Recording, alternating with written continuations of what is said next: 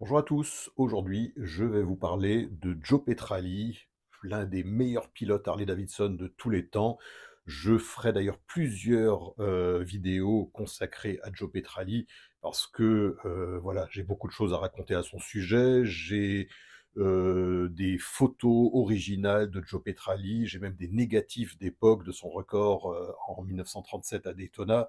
Voilà, donc j'ai vraiment des choses très, très intéressantes à vous montrer. Je ne vais pas tout, gâcher en vous montrant ça à la va-vite dans une seule vidéo, donc j'en ferai plusieurs. Aujourd'hui, je vais vous parler de ce pull que j'attribue à Joe Petrali. Et je vais vous raconter comment je l'ai eu. J'ai eu donc ce pull par un collectionneur américain qui collectionnait donc différents objets, différentes antiquités, liées de près ou de loin à la moto. Ce qui l'intéressait par-dessus tout, c'était les fanions triangulaires en feutre, comme il en existe, dans différentes villes américaines ou universités, ou comme il en a existé aussi pour des marques de moto ou même pour des manifestations de moto comme le Gypsy Tour. Donc j'avais un fanion Indian des années 20 avec la tête d'Indien. C'est vrai qu'il était très rare ce fanion, surtout en assez bon état, et ce collectionneur le voulait à tout prix. Moi, je n'étais pas vendeur, jusqu'au jour où il m'a dit: «Tiens, j'ai un vieux pull de course, mais en très mauvais état, est-ce que ça peut t'intéresser?» Alors quand j'ai vu ce pull, malgré ses trous de mythe, j'ai eu le petit coup de cœur. Je lui ai demandé d'où sortait ce pull. Il m'a dit: «Bah écoute, je l'ai eu dans un estate sale». C'est donc une vente de succession proche de Milwaukee, donc dans le Wisconsin. Il me dit: «Je sais pas du tout d'où il sort, je connais pas son histoire. En revanche, je te donnerai avec, si on fait l'échange, 2 photos originales qui ont été trouvées en même temps que ce pull». Donc ces photos originales, je les ai ici dans ce cadre. Je vais peut-être vous les montrer un petit peu mieux à l'écran dans un instant. Ce que le collectionneur ne savait pas, c'est que le pilote qu'on voit sur ces photos n'est autre que Joe Petrali.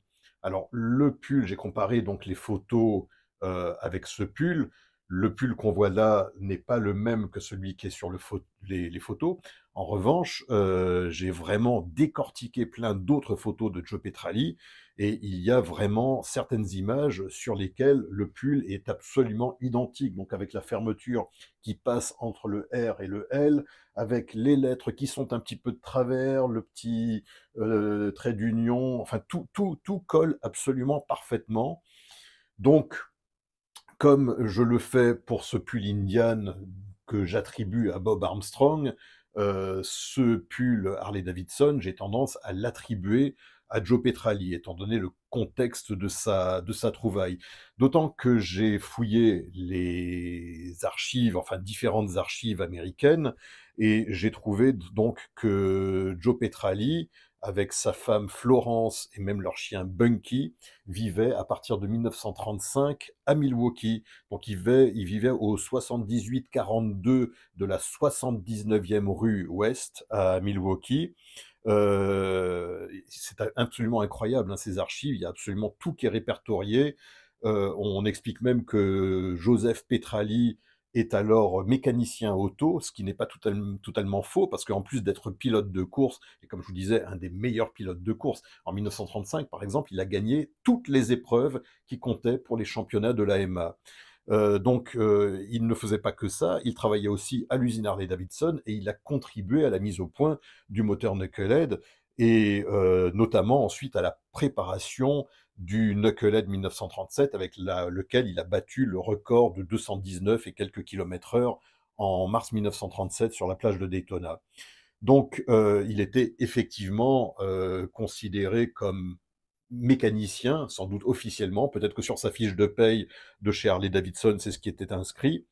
Et on sait qu'il a vécu donc à Milwaukee de 1935 jusqu'à 1940. En 1940, il est retourné habiter à Los Angeles. Et Joe Petrali est décédé, il était né donc le 22 février 1904, donc le jour de l'anniversaire de George Washington, qui est également le Indian Day, à partir de 1914 ou 1915, je ne me souviens plus, mais je vous en reparlerai de ça, du Indian Day.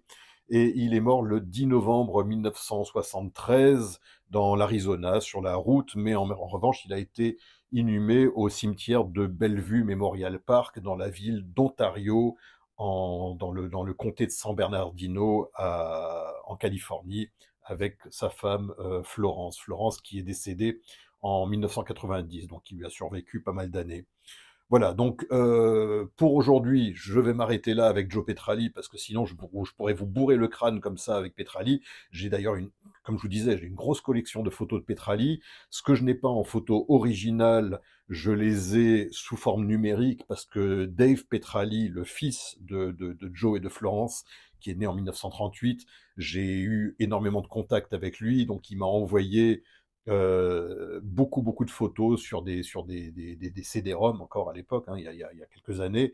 Il m'a envoyé tout ce qu'il avait comme photos, et moi en retour je lui ai envoyé des photos de son père que lui ne connaissait pas, notamment les seules photos de son père enfant à l'âge de 4 ou 5 ans, et qui m'ont été donc authentifiées par Dave Petrali. Mais tout ça, je vous en parlerai dans une autre vidéo. Vous voyez, là je m'emporte à force de parler de Petrali.